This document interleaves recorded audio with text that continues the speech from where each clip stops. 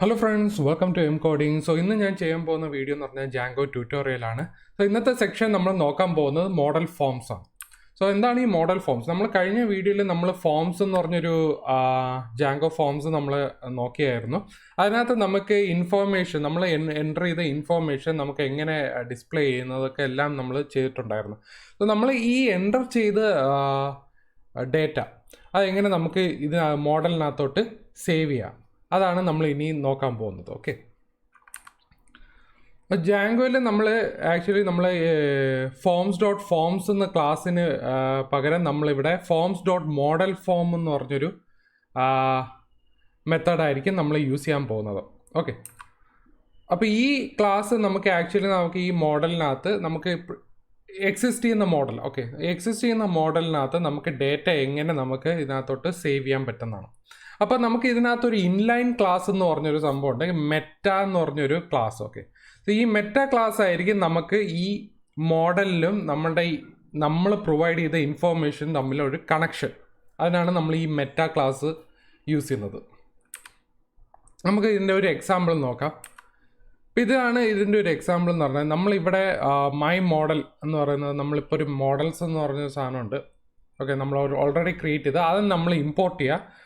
അതിൽ ഇമ്പോർട്ട് ചെയ്തിട്ട് നമ്മൾ പുതിയ ക്ലാസ്സിനകത്ത് നമ്മൾ നേരത്തെ forms.form എന്ന് പറഞ്ഞായിരിക്കും കഴിഞ്ഞ വീഡിയോ ചെയ്തത്. നമ്മൾ ഫോമിന് പകരം മോഡൽ ഫോം ആയിരിക്കും ഇവിടെ യൂസ് ചെയ്യുന്നത്. അപ്പോൾ ഈ മോഡൽ ഫോമിനകത്ത് നമ്മളൊരു ഇൻലൈൻ ക്ലാസ് എഴുതും, അതാണ് മെറ്റ എന്ന് പറയുന്ന സാധനം. ഓക്കെ, അതിൽ model is equal to my model നമ്മൾ ഇതിനകത്ത് വെച്ച്, പിന്നെ ഫീൽഡ്സ് നമുക്ക് ഒരുപാട് ഓപ്ഷൻസ് കൊടുക്കാം. അത് നമുക്ക് ഇനി അടുത്ത ഇതിൽ നോക്കാം. അപ്പോൾ ഈ ഫീൽഡ്സ് ആക്ച്വലി നമുക്ക് ഈ മോഡലായിട്ട് കണക്ട് ചെയ്യാം. ഓക്കെ, അപ്പോൾ ഈ മോഡലിന് നമുക്ക് കണക്ട് ചെയ്യാൻ പല മെത്തേഡ്സ് ഉണ്ട്. ആദ്യത്തെ ഓപ്ഷനാണ് സെറ്റ് ഇറ്റ് ടു ഓൾ എന്ന് പറഞ്ഞാൽ നമ്മൾ ഫീൽഡ്സിനകത്ത് ഇപ്പോൾ ഓൾ എന്ന് പറഞ്ഞ് കൊടുക്കുകയാണെങ്കിൽ എല്ലാ ഫീൽഡ്സും സേവ് ആവും. ഓക്കെ, അതാണ് നമ്മൾ $_all $_ എന്ന് കൊടുത്തത്. അപ്പോൾ അങ്ങനെ കൊടുത്തു കഴിഞ്ഞാൽ എല്ലാ ഫീൽഡ്സ്, അതായത് മോഡലിനകത്തുള്ള എല്ലാ ഫീൽഡ്സും സേവ് ആയിക്കോളും.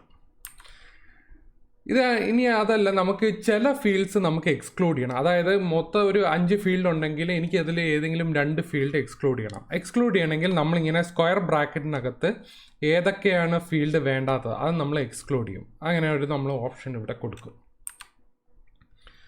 രണ്ടാമത്തെ നമുക്ക് ഇൻക്ലൂഡഡ് ഫീൽഡ്സ്, നമുക്ക് ലിസ്റ്റ് എന്ന് പറയുന്നത് നമുക്ക് ഇൻക്ലൂഡഡ് ഫീൽഡ്സ്, അതായത് നമുക്ക് ഏതൊക്കെ ഫീൽഡ്സ് മാത്രം ഇൻക്ലൂഡ് ചെയ്താൽ മതി. അതിന് നമ്മളിവിടെ കേർലി ബ്രാക്കറ്റ്സ് ആണ് യൂസ് ചെയ്യുന്നത്.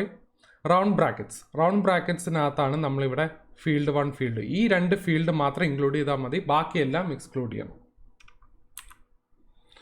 ഓക്കെ, അപ്പോൾ ഇതാണ് ഇത്രയും നമ്മുടെ മോഡൽസിനകത്ത് നമ്മൾ ഇതിൻ്റെ ഡെമോ എന്ന് പറയുന്നത്. സോ നമുക്കിനി അടുത്ത ഇതിൻ്റെ കോഡിങ് സെക്ഷനിൽ നോക്കാം, അത് അടുത്ത വീഡിയോയിൽ ചെയ്യാം. ഓക്കെ.